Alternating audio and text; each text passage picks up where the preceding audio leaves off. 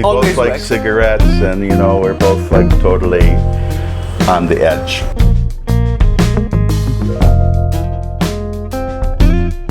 Whether people can read it, it depends if they have bothered to cross that boundary with that artist and meet him and know him at a human level.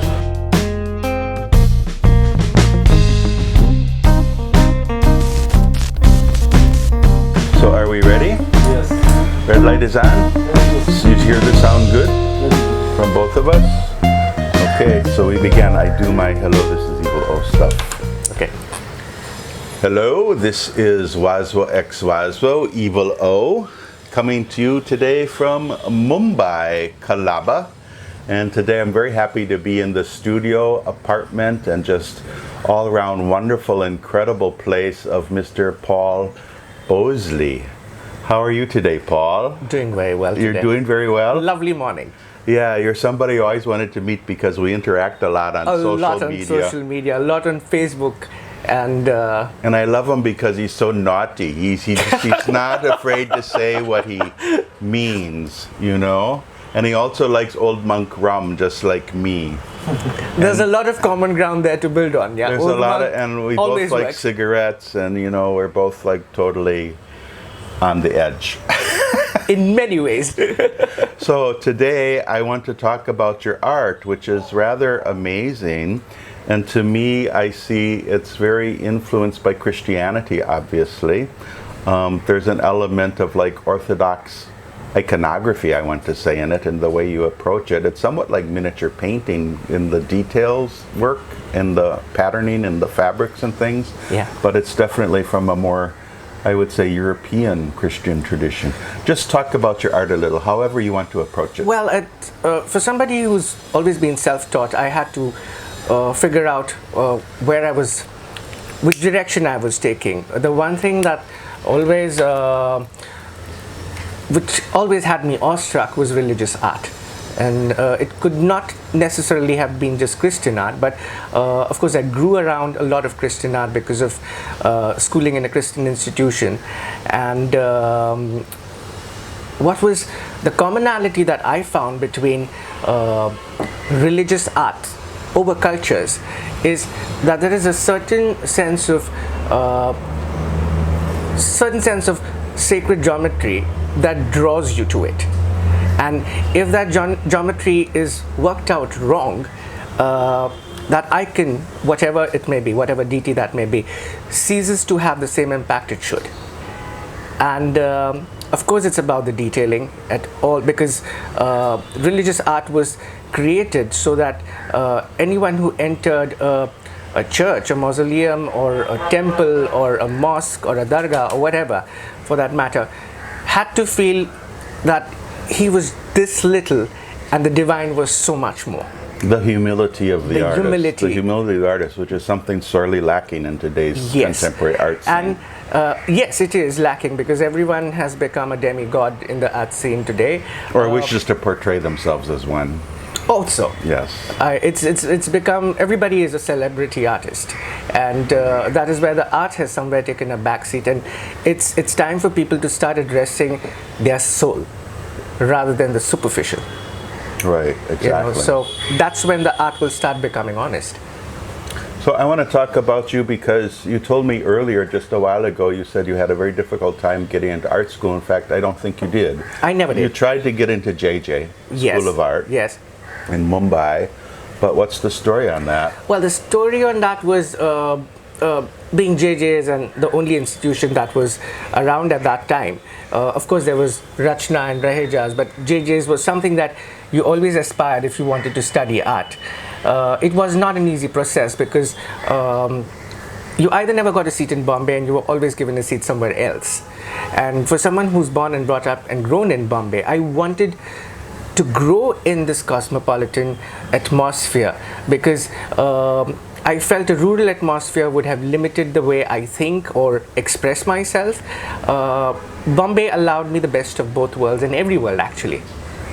the exposure was far more. So since I never got the seat here, I never took it. But I kept trying every year in hope that one day they would say, yes, you have a seat in Bombay. It did come What down. were the reasons they gave you for rejecting you? I'm just curious, because you're obviously a good draftsman. You know what you're doing when it comes to drawing and painting. Yeah. I think since it's a bureaucratic institution, okay, it's a government-run institution, there is a reservation policy. They have their favorites. There are people who coming there based on recommendations, and so sometimes, honestly, people who desire it from their heart to go there may never make the cut, because they probably don't know the right people, or they're not financially equipped to pay those donations, or whatever that may be. Yeah, in the end, they sort of asked you for almost some backsheesh or something, Yes, right? yes. Yeah, it's quite a hefty amount. Yeah, which I'm shocked about. And but at that not point, shocked. I'm not really shocked. no, I'm at just that saying point, probably if I had cut out my right kidney and sold it, I would have been able to get in. But yeah, that does happen. yeah, there was no old monk drinking back then. So yeah. So how did you survive? You didn't get into art school, and if I understand it right, you really haven't been picked up by any major galleries or anything. No. And yet you survive, and everybody knows who you are, and you do fabulous work. Thank you. I think there's a question of how does an artist survive outside of the gallery system, and how have you done it? Well, I think if I look back at the only thing that drove me throughout this journey as an artist was my drawing teacher back in school at Don Bosco's, Mrs. Delphine Sequeira. Very strong influence in my life, because she spotted in me something special, and she was always keeping me in the know and making me aware that you have a special gift, my child, and you will continue to do this. And I enjoyed her company because there was so much of growth already there, and she was preparing me probably for the bigger challenges to come as an artist. I remember her words at one time to me were that you are a prolific artist, and I was a kid, so for me to hear that coming from my drawing teacher was the biggest reward ever. The only one thing that she told me is, do not let money and fame dictate what you paint, because that will be the end of you as an artist. Stay rooted, stay simple, and do not ever forget what your struggle was, and that will keep you very real. So what you're painting is, I see a lot of Christian imagery, obviously. Yeah. Saint-like figures, I would say.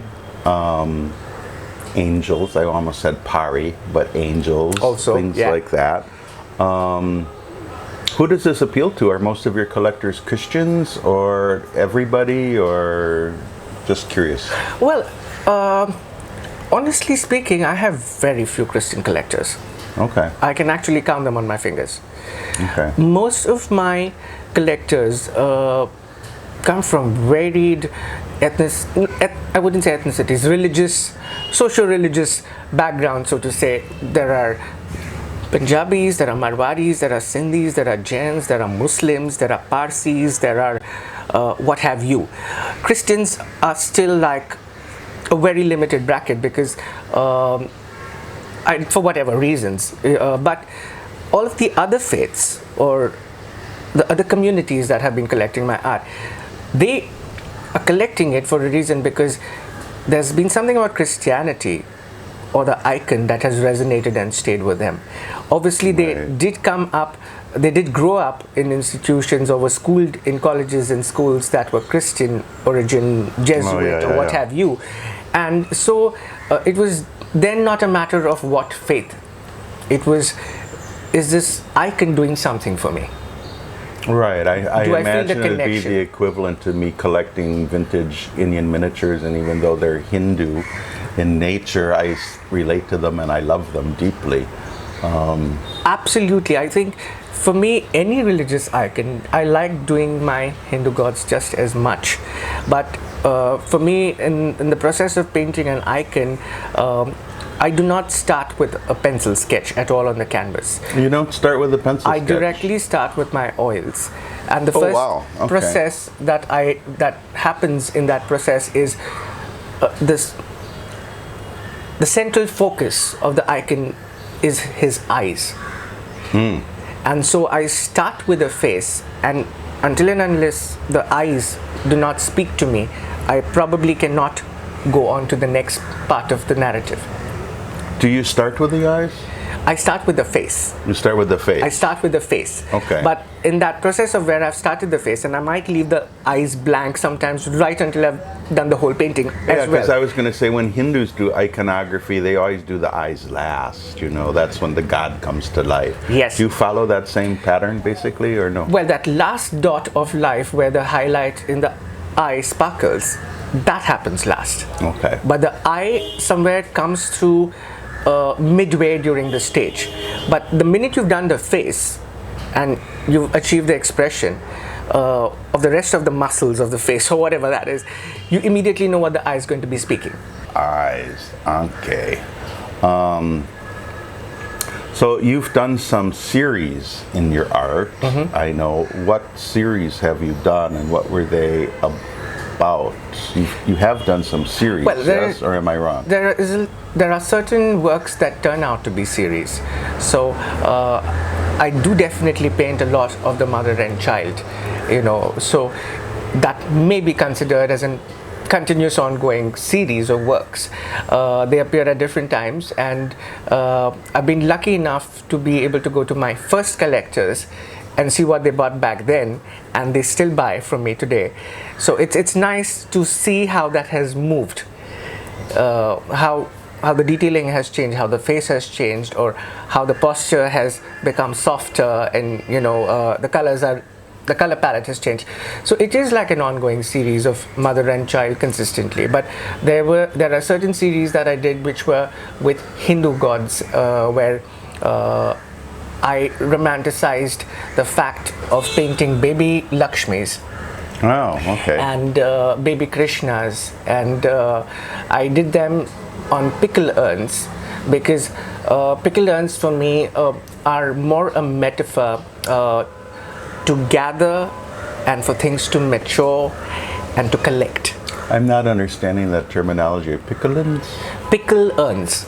Pickle urns. Yeah, pickle urns. Yeah, that's right. He paints on objects many times, not just on canvases. Off and on. Off and on. Off and Pickle on. urns. So you were painting these Madonnas and Childs On and pickle urns. Hindu baby Krishna, whatever, on pickle urns. Yes. And what was the purpose for that? The purpose for that was, and I was painting them in their baby form mostly. So the pickle urn becomes, like I said, a metaphor for preservation. And I felt we all needed to preserve our innocence, our faith, our purity. And these urns in turn would collect your blessings. That was a whole romantic myth, probably, whatever that was running through my head, but that is what they were created for. A lot of collectors at some point said, but can we still use it to store aam ka achar? And I was like, well, if you can afford an expensive pickle jar, why not?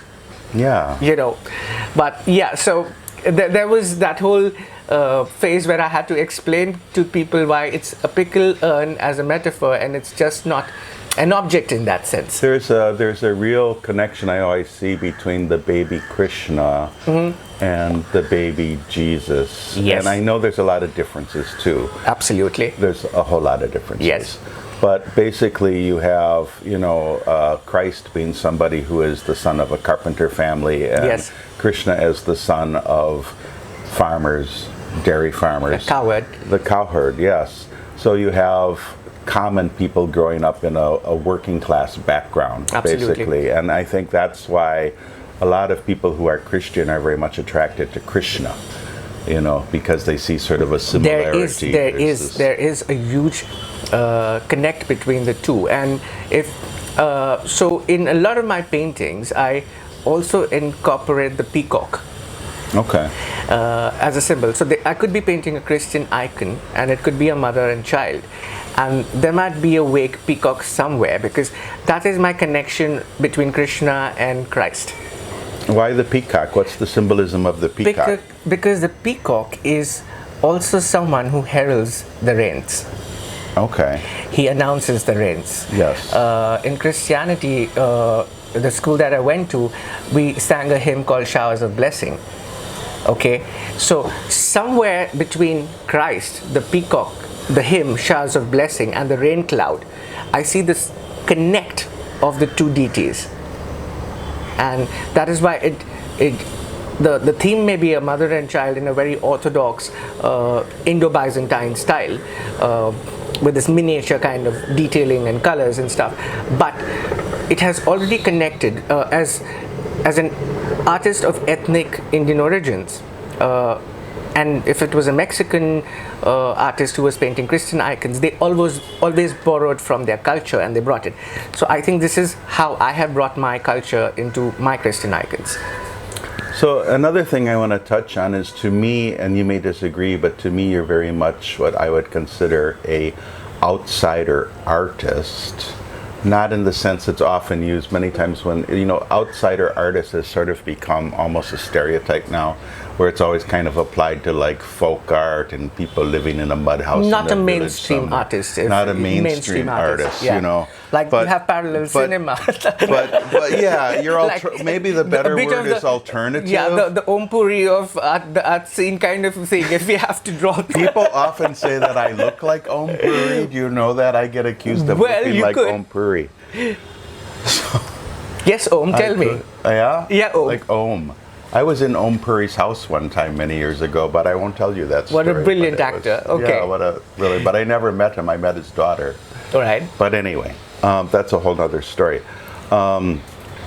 So yeah, I'm just amazed that you do so well, and you have some major collectors who support you and buy you, and yet people in the gallery scene, many haven't really heard of you, and they don't exhibit you. And well, I think sad I would also partially say that I'm to blame for it, because I did not categorically forcefully do the gallery rounds or go around showing galleries my work, because I was quite content with my niche of collectors who have been so dedicated and so honest. It was almost like back in the day you had patronage from the church, and in today's time, in today's contemporary times, I feel this was the same sort of patronage that was coming to me from these people. So I also can only paint limited, because a work may be small, but it can take me forever sometimes because it's so detailed, and I don't think I would have survived the pressure of... And it also hurts when you don't have a degree. Not really. I don't have a degree either. I'm quite happy not to have it. You hit this because many times they want to know right away, well, where did you study? And actually, I studied a lot of places, but I never got a degree. Yeah. So that puts me at a certain disadvantage. It puts you at a disadvantage if people are going to be stuck up about wanting to see a degree up front. I think my work is my degree. Yes. If you don't see caliber in there, or you do not see anything of merit, then what would it matter if I went to Parsons? I always argue that an artist is not an academic. Never should Sometimes they can be, of course. Sometimes they can be very academically inclined. But an artist by nature is not necessarily an academic. He's somebody who's expressing something visually, which is what you do. Yeah. And you're good at it. And you survive. We're storytellers. You're storytellers, yes. We're storytellers, and probably telling stories from another life that I might have had, or something that happened 2 months back, or something that happened recently. It's interesting that artists will always bring something from their own personal lives to their canvases.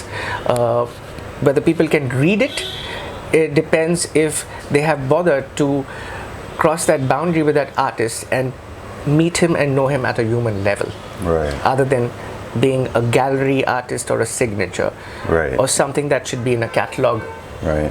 And if you're going to establish a really good collector, they're not going to buy you because of a name. They're going to buy you because they actually have an affinity towards your work in some way. That's how you want to hold up this canvas you have right next to you? Yeah, sure.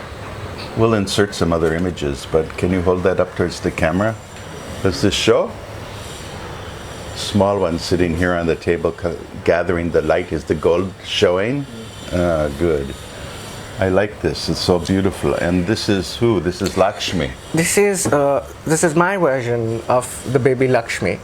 The baby Lakshmi. So Okay. she's not really baby, but she's like at that adolescent stage where she's neither a child, neither a woman. Okay. You know, and I like painting gods at that stage because it is such a deciding point in anybody's life.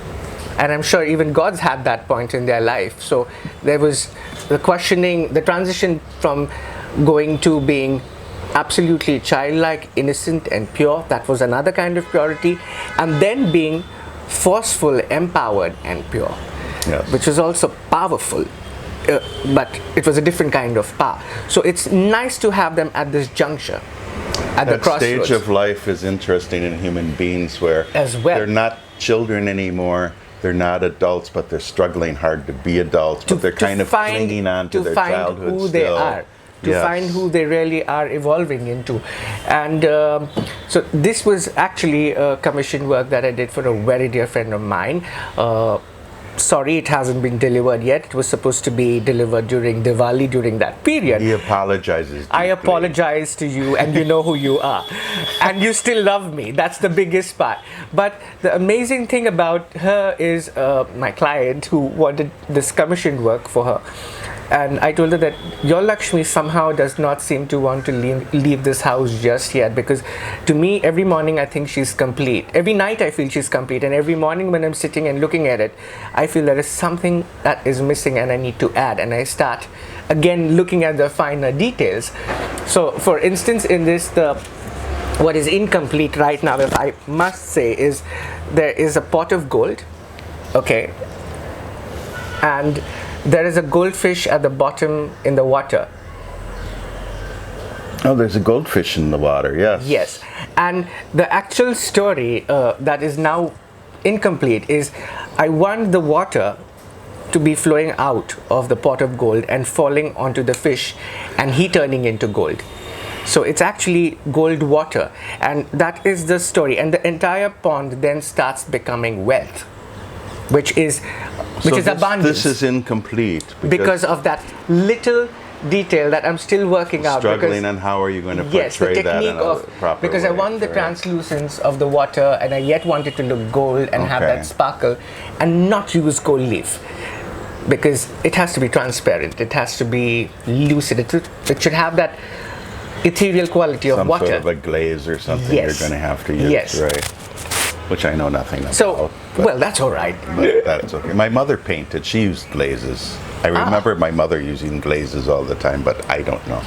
But anyway, is there any, this is probably running long already, but do you want to speak about any particular pieces that you've done that you consider like very important pieces of yours that you would like to talk about? Or Yes, there is a particular piece which was very important. I think it was, actually there were three pieces, but I will talk about the one piece that was really, really important to me. It was called Emmanuel's Tale, and it was a triptych which I had done, I think, which I had completed after almost 4 years, and it was the central panel had the Madonna and Child seated on a throne.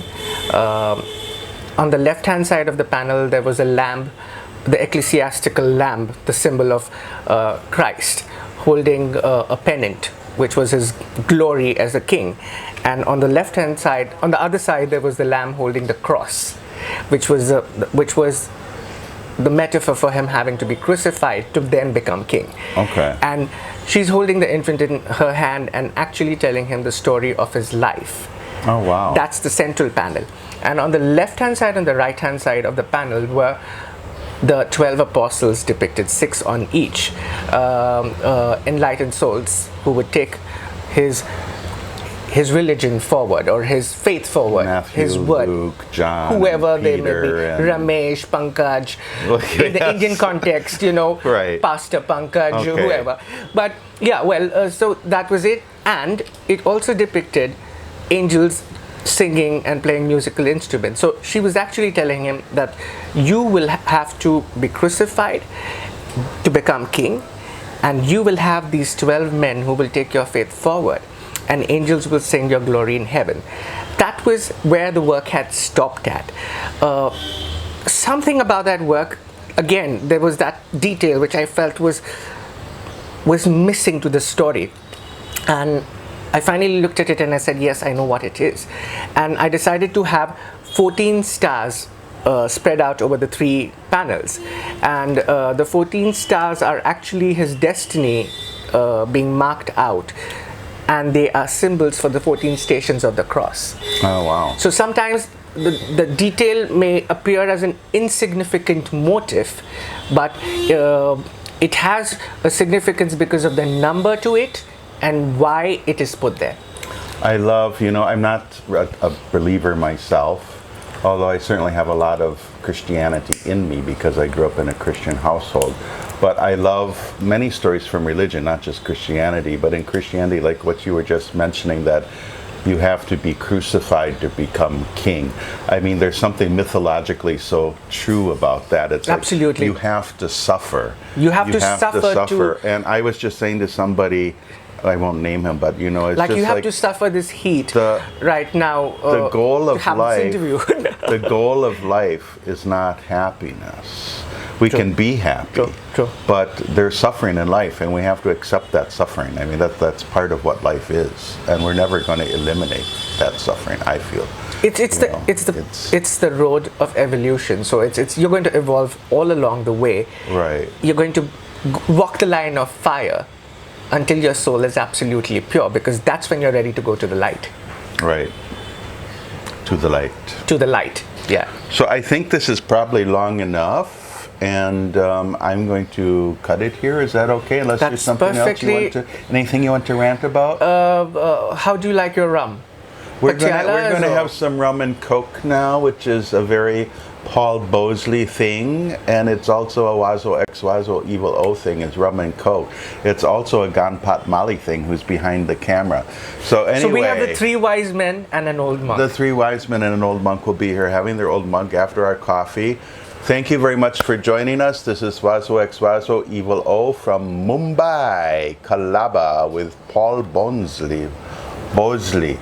However you'd like to pronounce the N, it's Bhonsle. Thank you, Paul. Thank you so much, Wazo. Bye. Bye. Bye. Bye.